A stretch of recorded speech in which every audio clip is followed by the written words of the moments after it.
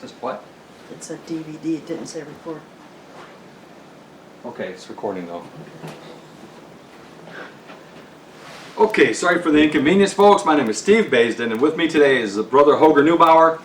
We're going to do a little bit of a review. We can't, because of everything that was said and all that happened, all that transpired, we're going to hit a couple of the main topics today, discuss a few of the real blatant, if you will, passages that we know that Howard hacked up and just totally misapplied them. Really made a nightmare for his situation, really. He just bumbling and bobbling all over the place like I'm almost doing right now, but his was really serious. And thank you for tuning in. And so, Holger Neubauer, I guess we're going to turn it over to you. I want you to go through, I mean, you were the debater, you were the one answering him. Certainly time was an issue, and also staying on target with, you know, things. Right. And so, maybe we can just talk briefly about some of the details. Now, you were accused of wrongdoing by him, were you not? I've been so accused by Howard Denham by so many things that he has misconstrued, twisted, and really made a mess of it. One of the major things that he keeps charging me with is when we were discussing the debate details, when we were going through and discussing those matters, I told him that far away in time for me to commit to any days during the week was very difficult. I could not guarantee it. Any weekend, I said I could do, almost any weekend. And I said I have extra staffing at my work on Thursdays and Fridays would be much better.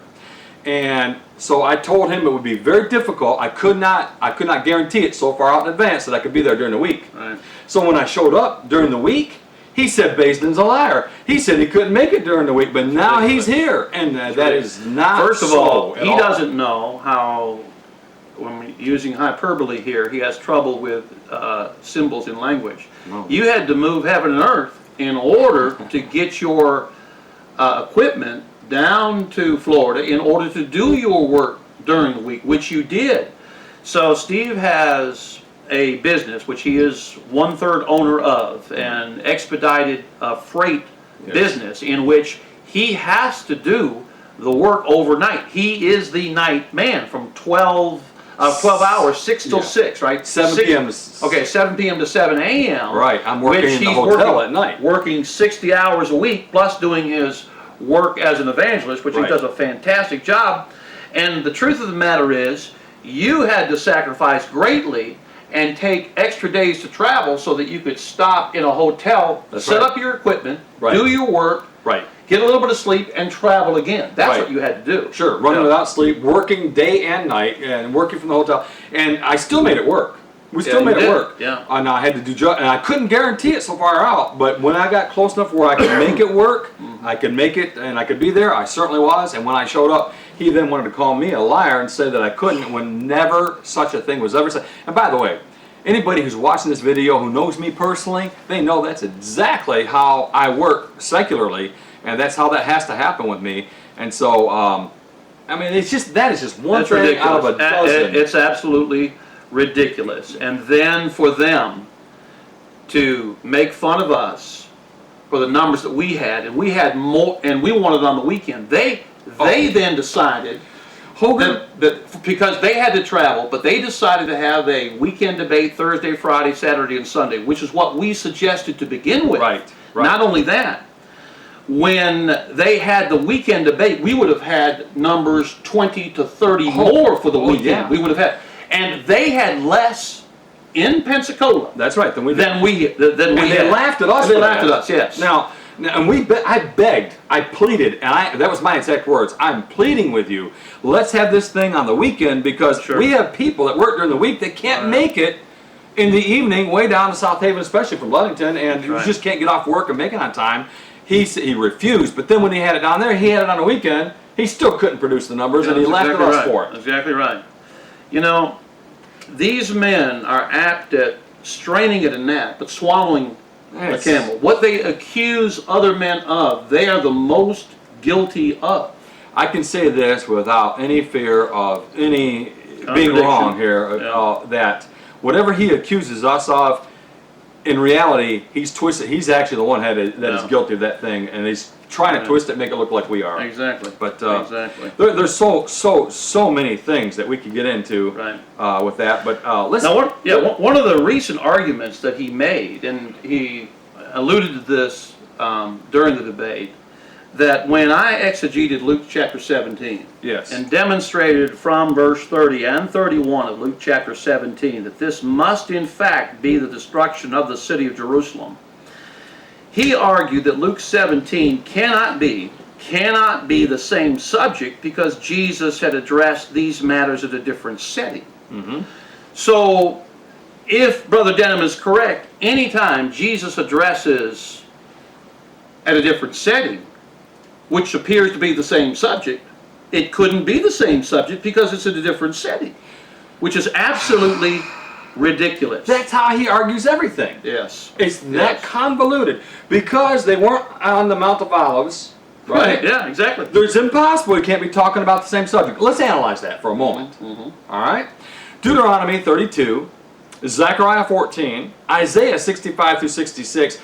We could go through almost every book in the Bible, illustrate how God spoke of the destruction of Jerusalem and their end coming, their end coming on them. Right. And just because Moses spoke it at a different place than Zechariah did, they can't be talking about the same subject, can they? No.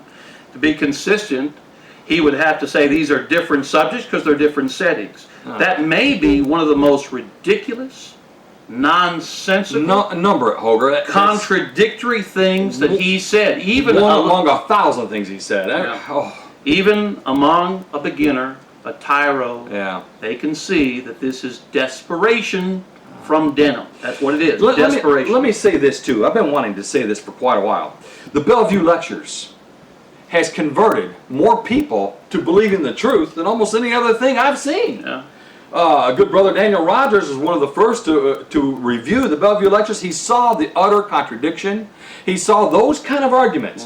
Oh, just because he wasn't in Jerusalem in the Olivet Discourse, he couldn't be talking about the destruction of Jerusalem. How absolutely ridiculous is that? Yeah. It's profoundly ignorant, if I can say it that way. Right. I think I said during the debate that there was more error promulgated at the 2015 Bellevue Lectureship than found in any Baptist pulpit on any given Sunday morning. And I believe that. And recently I saw a man that I used to have more respect for than I currently do. Said one of the things that helped pull him away from believing that the Lord has already returned was the Bellevue Lectures. I couldn't believe it. I couldn't believe it. The only person I've ever spoken to. Which one were they listening to? Were they listening to Doug Post, who said that the book of Revelation had to do with the destruction of Jerusalem, that Jesus was not linguistically challenged when he inspires John to use an hand statement in Revelation chapter 1, verse 3? In other words, telling everybody there if they disagree that it wasn't imminent, then... That's right. He said, you could be wrong, right? Oh. Doug Post said at the 2015 Bellevue Lectureship. I think it was maybe Doug McClish when he said everything in the book of Daniel was fulfilled by the destruction of Jerusalem, except the last verse, you know. And then, of course, Doug McClish also referenced Daniel 12:2, the resurrection of the just and the unjust, which he said had some application to AD 70. That's what he said. Yeah. Exactly. They're just the inconsistency, the dire desperation, everything that whole lectures was about. Anybody who can think. Let me tell you, if you're blind in one eye and have a cataract in the other, you should have been able to see the utter desperation. Now, let me say and this. inconsistencies. Let me interject just a moment. Now, during the debate, I got a little bit ahead of myself. I was a bit too vituperative when I said, as I was appealing to a text in Zechariah 14, I said, just be honest, read the text, see what it has to say. Right. Of course, the moderator, Brother Stolting, objected and said, are you implying that in fact we are not honest if we don't agree with you? And one of the rules of Hedges' rules of debate is you don't impugn the motive. And so I apologized. Right. Now it's interesting to me that they're going to make that point there. Brother Denham has accused our motive from day one. Yeah. And as a matter of fact, it is not us. No. We have no problem investigating openly Scripture. We have no axe to grind. In fact, Hoger, let me say this, brother. we have backed up every time we have found ourselves misunderstanding something. Sure. We've made the correction. Sure. We've done it both privately and publicly. I have yet to see them do it one time, even when busted red-handed, absolutely lying that's right. at the lectures. Michael Hatcher saying he never said that Jesus was separated from God. I have it in writing. Mm-hmm. And then Denham saying anybody that believes that it's a fellowship issue with him, and then Hatcher getting all upset saying, well, that was exactly the context. I have it in writing. I have the entire thing. Now, if he has changed his position, let him say Let him public, say- well, it's but they all won't. right, take But an they eraser won't. out. We don't mind anyone Right. saying, I've studied Hey, this you know out, what? I've come to a different conclusion. Right, I've changed my mind on that. But even when he said that Don Preston was working for a universalist, when he never did ever work for a universalist like that, in that Right. capacity, ever, Yeah. we showed him the exact proof and he refused to recant it, even though Yeah. it was a blatant lie. Now, let's tell the audience Many- a little bit many- about the background many there. things. Many things. Brother Don was asked to work with a certain university, which had a universal flavor to it, I guess. I wasn't familiar with the university at all. And somehow this would have been, somehow impugning the integrity of Don had he taken the job with this particular university. But you know what? I have a different perspective on the matter. Now, Paul disputed in the school of one named Tyrannus.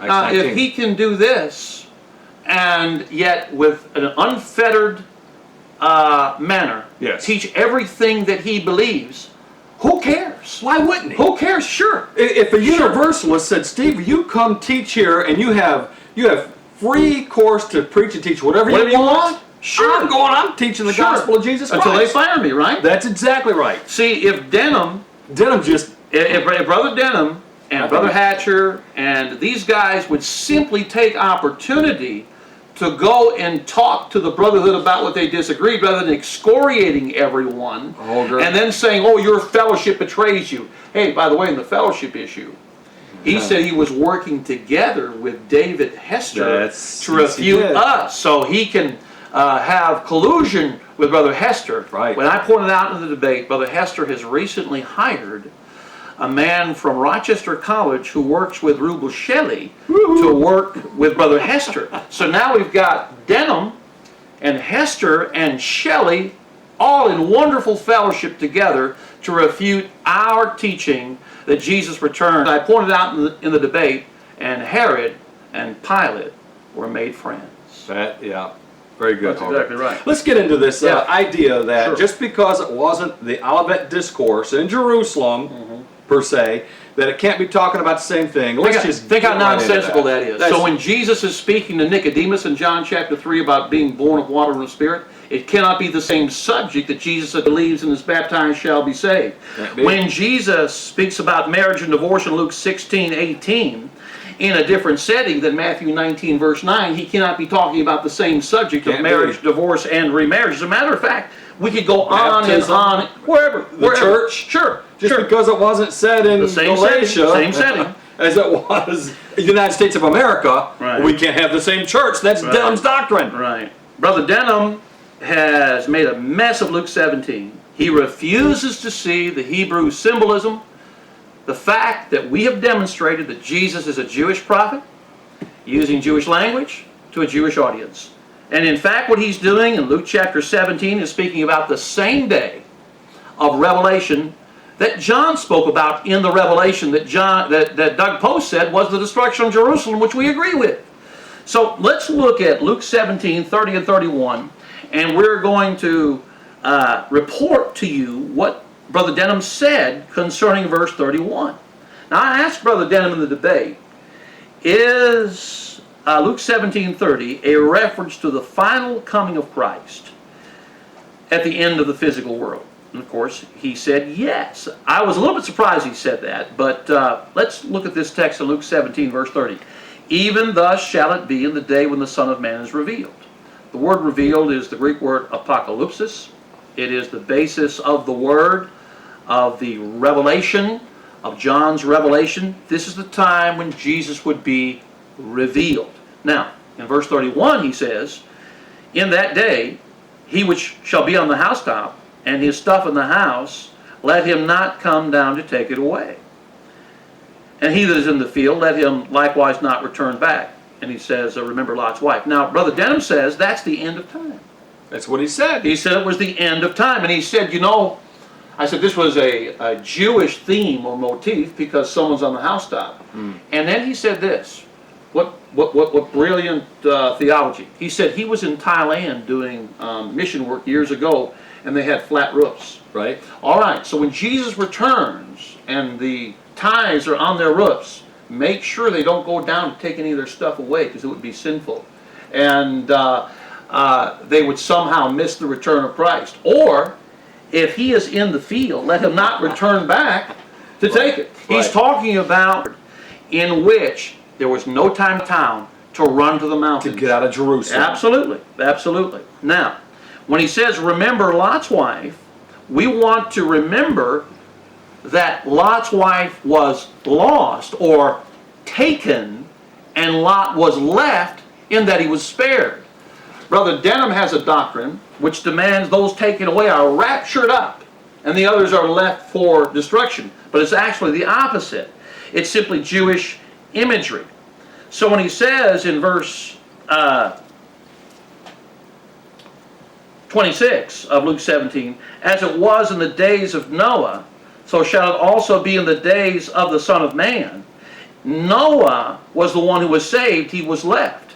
And so in verse 28, likewise also, it was in the days of Lot. Lot was left. So with that being understood, let's read a couple of texts here from Luke 17:33. Okay, let's drop down. Go ahead. Whosoever shall seek to save his life shall lose it, and whosoever shall lose his life shall preserve it. I tell you, in that night there shall be two men in one bed, the one shall be taken, the other shall be left. Two women shall be grinding together, the one shall be taken, the other left. Now, it is simply imagery that suggests you don't know the day or the hour, night or day. One would be left, one would be taken.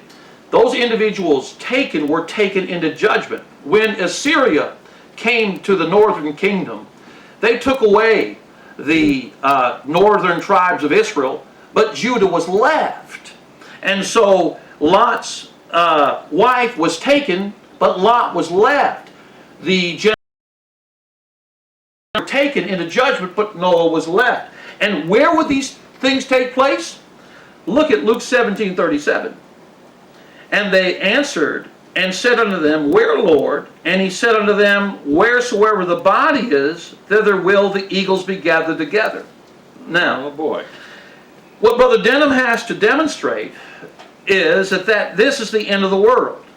So at the end of the world, the vultures or the eagles, whatever theme you want to use, will be gathered together. The eagle was the symbol and the standard of the Roman army. Yes, they would have an eagle symbol on their shields and on their uniforms. So the body is the dead body of Old Covenant Israel. It had now died. It was completely destroyed. Right. They would no longer be a persecuting force against the church. Right. That's the idea. Now, let's look at Matthew chapter 24 and 28, which Brother Denham said this is a reference to the destruction of the city of Jerusalem. Matthew 24:28. So he says, Wheresoever the carcass is, there will be the eagles gathered together. Now, Jesus said in Luke 17:37, Wheresoever the body is, will the eagles be gathered together. Right. In Matthew 24:28, where the carcass is, right, the eagles will be gathered together. He says those are different events. He says one is the end of the physical world, the other is the destruction of the city of Jerusalem. Right. And he says, don't you know that similar language is not identicality, it's not identical events? Does it demand? Yes. Are we saying that he that believeth and is baptized shall be saved is not the same as whosoever is born of water and spirit is not the same because it's not identical language? The truth of the matter is, only those who are running from the truth, as Brother Denham did, would fail to see the significance of this text. And I charge any man who says that Luke 17:37 is not Matthew 24:28 as being outright disingenuous. And I know that's the case because his doctrine of a physical return of Christ forced him to that conclusion, and he is simply wrong about it. They are the same events talking about the same end, and it's the end of the Jewish world, not the Christian world. That there is just absolutely no way around it. In fact, in Matthew 24, a few verses earlier, he talks about the exact same scenario of them not being, if they're in the field, don't return back to the house, don't go back to the field. It's the exact same picture of what's being spoken So about in Matthew 24:16 and 17, yes, yes. where Jesus said, "Then let them which be in Judea flee to the mountains," and in fact they fled to a little place called Pella in Perea for the 3.5 years. That's the times and a half a time, which Brother Denham has no clue of because his eschatology is off. Verse 17, "Let them which him which is on the housetop not come down to take anything out of his house." Well, that makes perfect sense with the destruction of Jerusalem. Sure. When you see the armies surround Jerusalem, don't tarry, get out of town. One thing I would like to just clarify real quick. I do not hold to and believe that the destruction of Jerusalem was the judgment, the great judgment. Good point, good point. The destruction of Jerusalem was simply a sign that the great judgment was taking place because Hades was being judged. That place where the departed souls were being kept in store awaiting the judgment day. Since the spirit hath not flesh and bones, as you see I have, Jesus would say in John chapter 20. We couldn't see the spiritual world's judgment, but they wanted a sign so they would know when it would happen. And the destruction of Jerusalem was the greatest sign that the old covenant age had ended. God had come in judgment. He had destroyed the wicked and preserved the faithful. Remember, the disciples had asked about the sign of his coming. That's right. So the coming would be understood by a sign. That's right. But judgment would be delivered at the coming. So when the signs demonstrated themselves, they knew that the judgment had come. And a sign never points to itself. Yeah, right. Now let me use a simple illustration. You're driving down the road, you see a road sign and it's got the curves on it. That sign is not the curves. It's saying the curves are on down the road. Okay. A sign doesn't point to itself, it points at a greater reality. And so the destruction of Jerusalem was the greatest sign. Right. And by the way, if it had happened in John's past when he wrote Revelation, he would have certainly mentioned that greatest sign that was ever alluded to throughout Scripture, the destruction of Jerusalem. Brother, 73 A.D. It's ridiculous. It is. Absolutely It ridiculous. is. Yeah. But at any rate, Hogue, we've gone, I know you have more. Did you want to continue on this right now? Well, just one point. Go ahead. As you point out about the judgment, we believe that the fall of Jerusalem was the sign that the judgment was complete, that the world was now judged through the gospel. The Hadean world was judged emptied, and heaven was opened. Now, the gathering, the great gathering, clearly Jesus taught, which includes resurrection and judgment, was given before the great divide of Matthew 24:36. So all of my brothers that I know anything about believe that every verse before verse 36 of Matthew chapter 24 applies to the destruction of the city of Jerusalem. Right. So let's look now at verse 30 and 31 Of Luke? I'm sorry, Matthew 24. We're going to look at Matthew 24. Okay, Matthew 24. So, actually, verse 28 is that text where Luke, the gospel, refers to the destruction of the city of Jerusalem in Luke 17:37. But verse 29 says, "Immediately after the tribulation of those days," now immediately, those days, the great tribulation, "shall the sun be darkened, and the moon shall not give her light, and the stars shall fall from heaven, and the powers of heaven shall be shaken." Now, this is Jewish language about a nation that's falling. So after this tribulation, the nation would fall. Old covenant Israel's light would go completely out. It's the Heavens same. would change. That's right. Heaven would change. It's the same language used when Babylon fell in Isaiah 13. That's right. The heavens and the earth would be shaken. All right? Now, at that time, we find that the coming of the Lord would take place. And then shall appear the sign of the Son of Man in heaven. This is when he would appear a second time without sin unto salvation. And they will opine, well,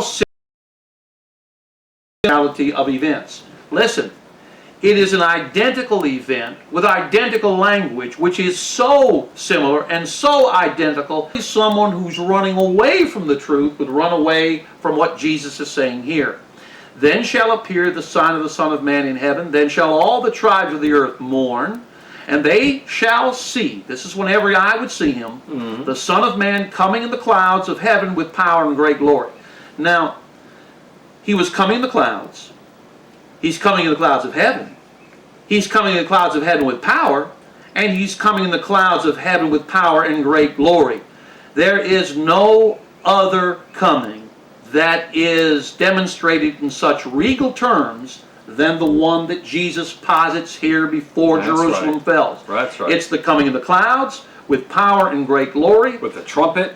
And that's right. And now he's going to say the trump. All right, verse 31. Yep. And he shall send his angels with a great sound of a trumpet. Now that is the last trump of 1 Corinthians 15:52. That's right. And what would happen at the trump? The last trump.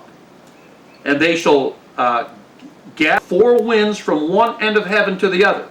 Now I was talking to a preacher from the Benton Harbor Church of Christ a few years ago as he marked me. He said this was the beginning of the gathering. Now Jesus was speaking about the end. Beginning the gathering of what? He didn't even know what he was talking about.